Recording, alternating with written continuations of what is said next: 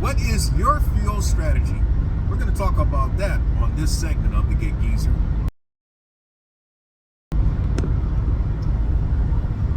If this is your first time checking out the Get Geezer, if you're a returning visitor of the Get Geezer, thanks for coming by. And if you would not mind, hit that subscribe button, give my content a thumbs up, share my content among others, and I definitely welcome your comments in the section below. Admittedly, I am a auto racing fan, or at least I used to be.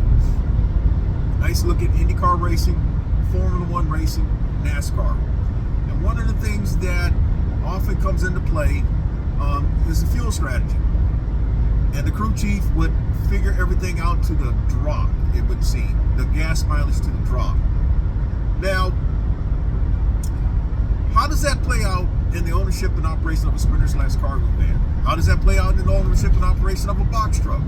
How does that play out in the owner and operation of a regular car or SUV? So we're talking about in delivery and transport. Well, it has its place. It has prominence. Obviously, one thing that you don't want to do is run out of gas while you're in the course of doing the delivery. But I'll talk about that as well. In fact, I'm going to say this right now. There was a run that I did to Florida last year. I did 2 runs to Miami airport in 2024. The first stop going to Miami, because I had filled up in the Columbia area, I'd gone to Greenville and then come all the way back across the state and driven beyond Savannah. Oh, I'm really doing it, man, because I'm looking at the gas mileage and I'm getting real good gas mileage. And when I stopped for gas, and in fact I remember, I know that I documented it, but when I stopped for gas, I had 17 miles left on the tank. That's cutting it too close, but that's just my mindset of monitoring gas mileage and managing my fuel consumption. So back to delivery and transport and fuel strategy. That's another word of saying things. One of my largest ticket items each month is gas. Can't get around it. You need gas to get around. And with my having an F-150, I know my F-150 has a 25-gallon tank, and it can get as much as 22, 23 miles to a gallon. I've seen it tick up to 24 miles to a gallon, but anywhere between 20 and 23 miles to a gallon is what my F-150 can get me. I then know that my fuel range is at a minimum on a 25-gallon tank. If you figure 20 miles to a gallon, 500 miles. If it's 23 miles to a gallon, you're talking about 575 miles to a tank. Realistically, though, the F-150 is going to get me somewhere between 450 and 500 miles per tank, with still gas left over when I stop for gas. In the sprinter/cargo van, similar tank capacity, but we're talking a 6-cylinder engine, probably just as heavy, but for whatever reason, the gas mileage is going to range anywhere between 17 and 20, but I tend to get somewhere in the 19 to 20 miles per gallon. So therefore, my range is going to be anywhere between 400, somewhere around 450 miles with gas left over when I stop for gas. I have gone further. I have gotten to that 500, close to the 500 mile corridor, but I've yet to do it in this van, but knowing the gas mileage, 20 miles to a gallon. In my box truck, well, 10 miles to a gallon. I got a 32-gallon tank, 10 miles to a gallon, you do the math. So when I get around 300 miles in that tank, I better be looking for a gas station. I have admittedly run out of gas less than a mile from the freeway off-ramp where I was to get to the Geezer compound. And before I get to the Geezer compound, there's 3 gas stations. But it was a learning experience for me to know exactly what my tank capacity was. And by the way, that was the first time that I had run out of gas since 1988 when I had a brand new Ford Escort. So then, I've talked for about 5 minutes or so in this segment of the Get Geezer. And if you are a first-time visitor of the Get Geezer, thanks for coming by. If you're a returning visitor to the Get Geezer, thanks for coming by. And if you would not mind, hit that subscribe button. Give my content a thumbs up. Share my content among others, and I definitely welcome comments in the section below. Now, fuel strategy. What then is my fuel strategy? Fuel strategy is more so important for me with the box truck because there's one particular run that I do. Depending on where I start with the tank doing that run, plays a lot into how much gas I'm going to start off with in terms of filling up the tank. So let's say then that I have a half a tank. And let's presume then that gas is $3 a gallon, although it is less. I'm looking at filling up at about with $48 to $50. Okay. So then I go pick up and I do the run, including deadhead miles, and the actual run itself is 267.5 miles. So let's just say 270 miles. When I first started doing the run, I would run from Columbia to that drop-off destination, and right down the road from there was a gas station, like about a mile down, and I would fill up again.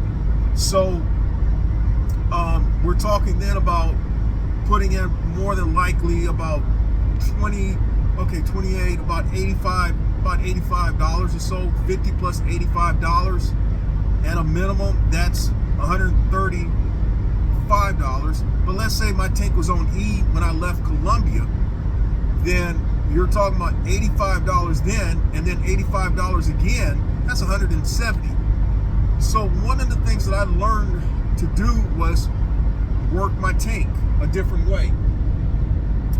So what I would do then is, if I had to fill up from Columbia, where I started almost from E, so let's say I filled up at $85 worth of gas, I would, upon pickup, about 15 miles from where I'd pick up, I'd stop by the gas station and top the tank.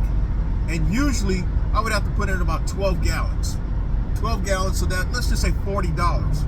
So now I've spent $125 to do that run because that $40 that I would put in would get me to the drop-off location, and then I'd be able to drive back to Columbia all the way nonstop. So I learned how to save, in that scenario, $45. That's fuel strategy. That's fuel strategy. I'm almost to a pickup location for a run that I'm doing right now. It's a delivery opportunity that's about 40 miles, and it's a 40-mile run, and I'm picking up a pallet. I will show a picture of the pallet that I am picking up and resume this conversation. I just picked up this pallet. It's one drum of content.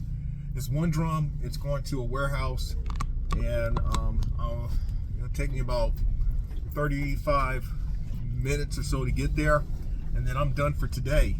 And quite honestly, I could invoke claiming that I'd be done for the week, but it's only Thursday to the afternoon. I'm in a position where I'm on house money now.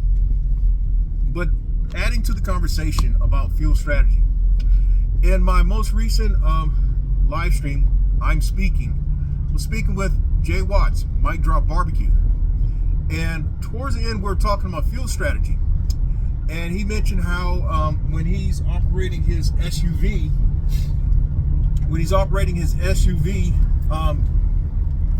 what he's learned to do is, if he knows he's going to be transporting 5 or 6 people or even 7 people in his SUV, he would not fill up his tank.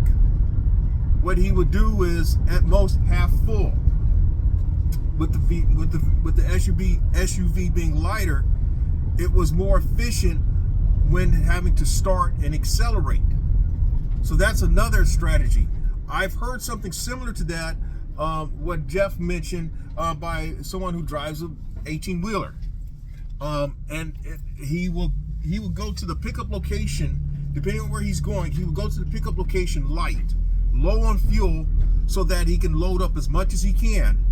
And it also has something to do with meeting weight requirement when you go to the weighing stations on the road and you're dealing with the DOT. So with him going in light, and he may hit a weighing station, he's able to carry more or make sure he makes weight, and then he can fill up and drive that off. And yeah, there's a little bit of a science involved with fuel strategy.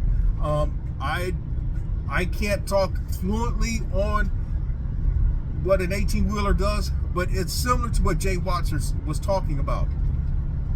Do I do something like that when I have a when I have a brokered opportunity and I'm going distance, particularly like in a van? No, I don't. One strategy that I will share with you is one when I would do a run, when I used to do a run from the Charlotte area to Atlanta. What I would do is, and this is to give you another example of fuel strategy. What it was about for me is trying to, what it was about for me was not having to spend as much money. What it was all about for me was to try to spend as little money as possible. In fact, that's what a lot of people's fuel strategy is about. But what I would do is I would fill up just as I'm leaving Columbia. And I know that from that point in the Columbia area to Charlotte, where I was picking up, was about 90 miles. The run that it would either be to the airport or to the freight forwarding place. That could be in upwards of 250 miles, 250, 260 miles, but most times 250 miles. Let's use that. So that puts me at 340, 350 miles. Conceivably, I could drive back to near Augusta, but that would be pushing my luck.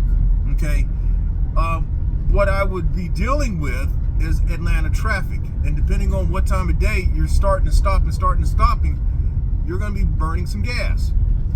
So one option for me would be to stop before I leave South Carolina. There was an exit that I would get off at and fill up again, and then I know I could drive back to Columbia the rest of the way.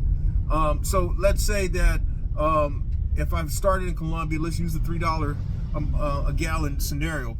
I fill up, probably put in about 22 gallons, so that's $66.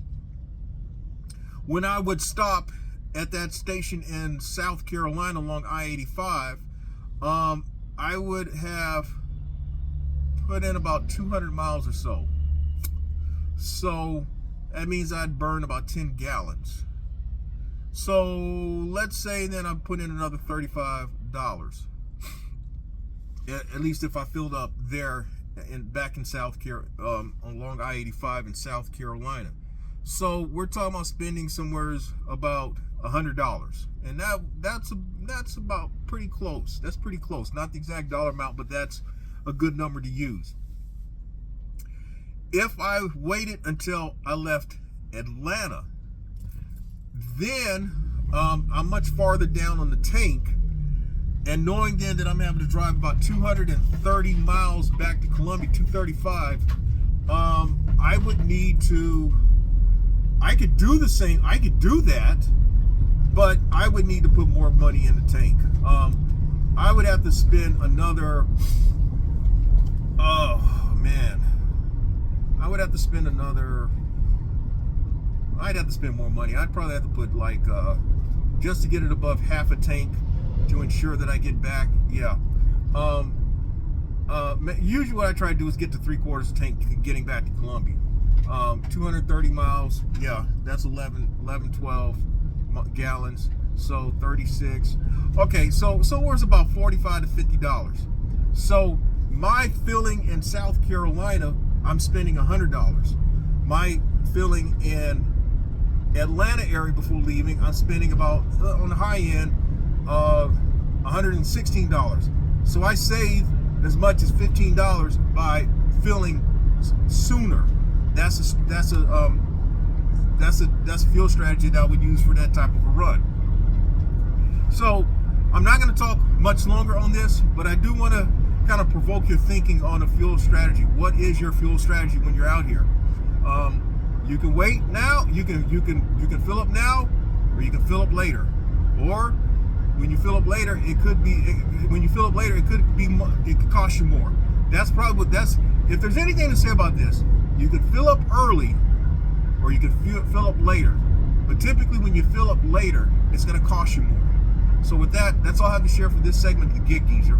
If you like the content that's been provided in this segment of the Gig Geezer or in any other segment, hit that subscribe button, give my content a thumbs up, share my content among others, and I definitely welcome your comments in the section below. I'm Inwood Lane. As always, may your grind and may your hustle continue.